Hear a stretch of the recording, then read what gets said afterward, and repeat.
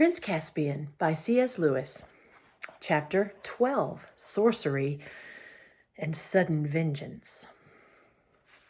Meanwhile, Trumpkin and the two boys arrived at the dark little stone archway which led into the inside of the mound, and two sentinel badgers, the white patches on their cheeks were all Edmund could see of them, leaped up with bared teeth and asked them in snarling voices, "Who goes there?"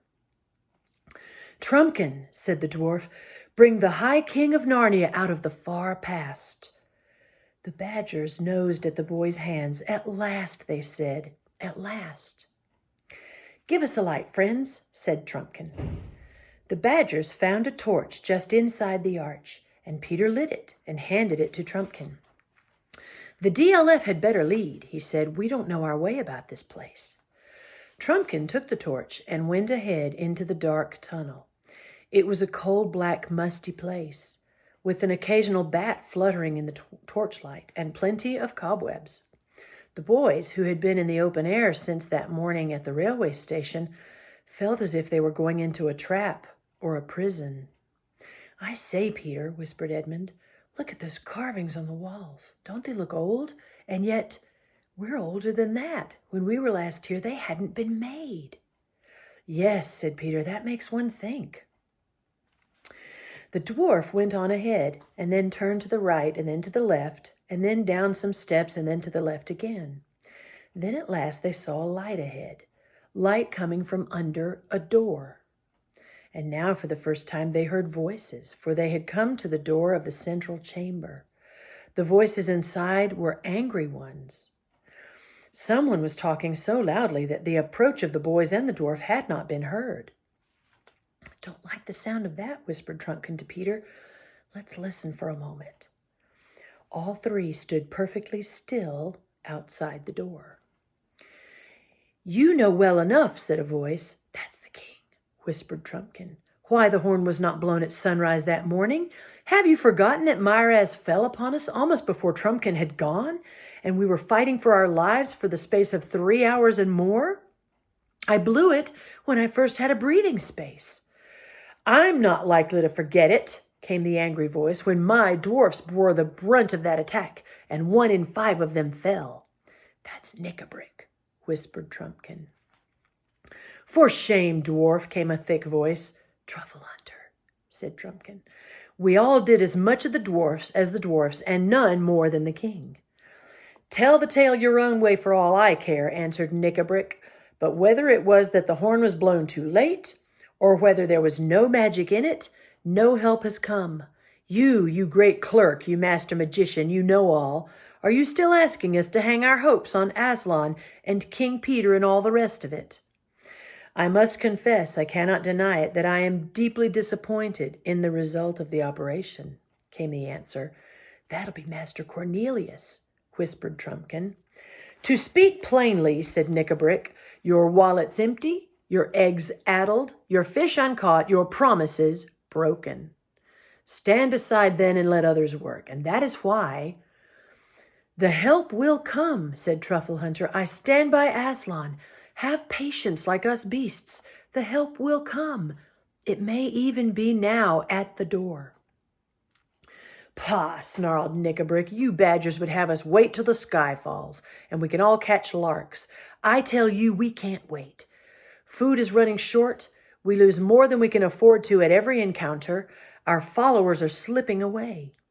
"And why?" asked Truffle Hunter. "I'll tell you why. It is because it is noised among them that we have called the kings of old, and the kings of old have not answered." The last words Trumpkin spoke before he went, and went most likely to his death, were, "If you must blow the horn, do not let the army know why you blow it, or what you hope from it." But that same evening, everyone seemed to know. "You'd better have shoved your gray snout in a hornet's nest, Badger, than suggest that I am the blab," said Nick-a-brick. "Take it back, or—" "Oh, stop it, both of you," said King Caspian. "I want to know what it is that Nick-a-brick keeps on hinting we should do. But before that, I want to know who are these two strangers he has brought into our council, and who stand there with their ears open and their mouths shut." "They are friends of mine," said Knick-a-Brick, "and what better right have you yourself to be here than that you are a friend of Trumpkin's or the Badger's? And what right has that old dotard in the black gown to be here except that he is your friend? Why am I to be the only one who can't bring in his friends?" "His Majesty is the king to whom you have sworn allegiance," said Truffle Hunter sternly. Court manners, sneered Knick-a-Brick. "But in this hole we may talk plainly. You know, and he knows, that this Telmarine boy will be king of nowhere and nobody in a week, unless we can help him out of the trap in which he now sits." "Perhaps," said Cornelius, "your new friends would like to speak for themselves. You there, who and what are you?" "Worshipful Master Doctor," came a thin, whining voice, "so please you, I'm only a poor old woman, I am, and very obliged to his worshipful dwarfship for his friendship, I'm sure. His Majesty, bless his handsome face, has no need to be afraid of the old woman that's nearly doubled up with the rheumatics and hasn't 2 sticks to put under her kettle. I have some poor little skill, not like yours, Master Doctor, of course, in small spells and cantrips that I'd be glad to use against our enemies if it was agreeable to all concerned. For I hate 'em, oh yes, no one hates better than me." "That is most interesting and, satisfactory," said Master Cornelius. "I think I now know what you are, madam. And perhaps your other friend Knick-a-Brick would give some account of himself." A dull gray voice, at which Peter's flesh crept, replied, "I am hunger, I am thirst. Where I bite, I hold on till I die. And even after my death, they must cut out my mouthful from my enemy's body and bury it with me. I can fast 100 years and not die. I can lie 100 nights on the ice and not freeze. I can drink a river of blood and not burst. Show me your enemies." "And it is in the presence of these 2 that you wish to disclose your plan?" said Caspian. "Yes," said Knick-a-Brick, "and by their help I mean to execute it." There was a minute or 2 during which Trumpkin and the boys could hear Caspian and his 2 friends speaking in low voices, but could not make out what they were saying. Then Caspian spoke aloud. "Well, Knick-a-Brick," he said, "we will hear your plan." There was a pause so long that the boys began to wonder if Knick-a-Brick were ever going to begin. And when he did, it was in a much lower voice, as if he himself did not much like what he was saying. "All said and done," he muttered, "none of us knows the truth about the ancient days in Narnia. Trumpkin believed none of the stories. I was ready to put them on trial. We tried first the horn, and it has failed. If there ever was a High King Peter and a Queen Susan and a King Edmund and a Queen Lucy, then either they have not heard us, or they cannot come, or they are our enemies. Or they are on their way," said Truffle Hunter. "You can go on saying that till Myraz has fed us all to the dogs. As I was saying, we have tried one link in the chain of old legends, and it has done us no good. Well, but when your sword breaks, you draw your dagger. The stories tell of other powers besides the ancient kings and queens. How if we could call them up?" "If you mean Aslan," said Truffle Hunter, "it's all one calling on him and on the kings. They were his servants. If he will not send them, but I make no doubt that he will, is he more likely to come himself?" "No, you're right there," said Knick-a-Brick. "Aslan and the kings go together. Either Aslan is dead, or he is not on our side, or else something stronger than himself keeps him back. And if he did come, how do we know that he would be our friend? He was not always a good friend to dwarfs, by all that's told. Not even to all beasts. Ask the wolves. And anyway, he was in Narnia only once that I ever heard of, and he didn't stay long. No, you may drop Aslan out of the reckoning. I was thinking of someone else." There was no answer, and for a few minutes it was so still that Edmund could hear the wheezy and snuffling breath of the badger. "Whom do you mean?" said Caspian at last. "I mean a power so much greater than Aslan's that it held Narnia spellbound for years and years, if the stories are true." "The White Witch!" cried 3 voices all at once, and from the noise Peter guessed that 3 people had leaped to their feet. "Yes," said Knick-a-Brick very slowly and distinctly, "I mean the witch. Sit down again. Don't all take fright at a name as if you were children. We want power, and we want a power that will be on our side. As for power, do not the stories say that the witch defeated Aslan and bound him and killed him on that very stone which is over there, just beyond the light? But they also say that he came to life again, said the Badger sharply. Yes, they say, answered Nickabrick, but you'll notice we hear precious little about anything he did afterwards. He just fades out of the story. How do you explain that if he really came to life? Isn't it much more likely that he didn't, and that the stories say nothing more about him because there was nothing more to say? He established the kings and queens, said Caspian. A king who has just won a great battle can usually establish himself, without the help of a performing lion, said Nickabrick. There was a fierce growl, probably from Truffle Hunter. And anyway, Nickabrick continued, what came of the kings in their reign? They faded too. But it's very different with the witch. They say she ruled for 100 years, 100 years of winter. There's power, if you like. There's something practical. But heaven and earth, said the king, haven't we always been told that she was the worst enemy of all? Wasn't she a tyrant 10 times worse than Myraz? Perhaps, said Nickabrick in a cold voice. Perhaps she was for you humans, if there were any of you in those days. Perhaps she was for some of the beasts. She stamped out the beavers, I dare say. At least there are none of them in Narnia now. But she got on all right with us dwarfs. I'm a dwarf, and I stand by my own people. We're not afraid of the witch. But you've joined with us, said Truffle Hunter. Yes, and a lot of good it has done my people so far, snapped Nickabrick. Who is sent on all the dangerous raids? The dwarfs. Who goes short when the rations fail? The dwarfs. Who? Lies, all lies, said the Badger. And so, said Nickabrick, whose voice now rose, if you can't help my people, I'll go to someone who can. Is this open treason, dwarf? Said the king. Put that sword back in its sheath, Caspian, said Nickabrick. Murder at council, eh? Is that your game? Don't be fool enough to try it. Do you think I'm afraid of you? There's 3 on my side and 3 on yours. Come on, then, snarled Truffle Hunter, but he was immediately interrupted. Stop, stop, stop, said Master Cornelius. You go on too fast. The witch is dead. All the stories agree on that. What does Nickabrick mean by calling on the witch? That gray and terrible voice, which had spoken only once before, said, Oh, is she?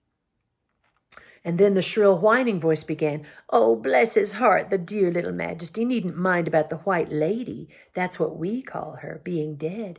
The worshipful Master Doctor is only making game of a poor old woman like me when he says that. Sweet Master Doctor, learned Master Doctor, who ever heard of a witch that really died? You can always get them back. Call her up, said the gray voice. We are ready. Draw the circle. Prepare the blue fire.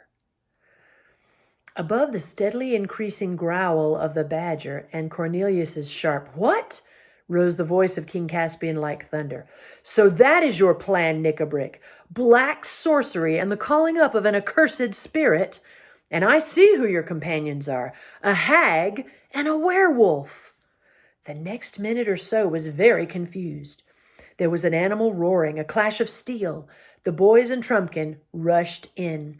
Peter had a glimpse of a horrible gray gaunt creature, half man and half wolf, in the very act of leaping upon a boy about his own age. And Edmund saw a badger and a dwarf rolling on the floor in a sort of cat fight. Trumpkin found himself face to face with the hag. Her nose and chin stuck out like a pair of nutcrackers. Her dirty gray hair was flying about her face, and she had just got Master Cornelius by the throat. At one slash of Trumpkin's sword, her head rolled on the floor. Then the light was knocked over, and it was all swords, teeth, claws, fists, and boots for about 60 seconds. Then silence. Are you all right, Ed? I think so, panted Edmund. I've got that brute Nickabrick, but he's still alive.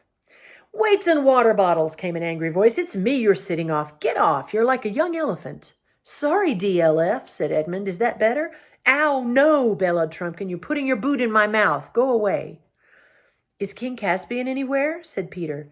I'm here, said a rather faint voice. Something bit me. They all heard the noise of someone striking a match. It was Edmund. The little flame showed his face, looking pale and dirty. He blundered about for a little while, found the candle, They were no longer using the lamp, for they had run out of oil. Set it on the table and lit it. When the flame rose clear, several people scrambled to their feet. 6 faces blinked at one another in the candlelight. "We don't seem to have any enemies left," said Peter. "There's the hag dead." He turned his eyes quickly away from her. "And Nickabrick dead too. And I suppose this thing is a werewolf. It's so long since I've seen one. Wolf's head and man's body. That means he was just turning from man into wolf at the moment he was killed. And you, I suppose, are King Caspian."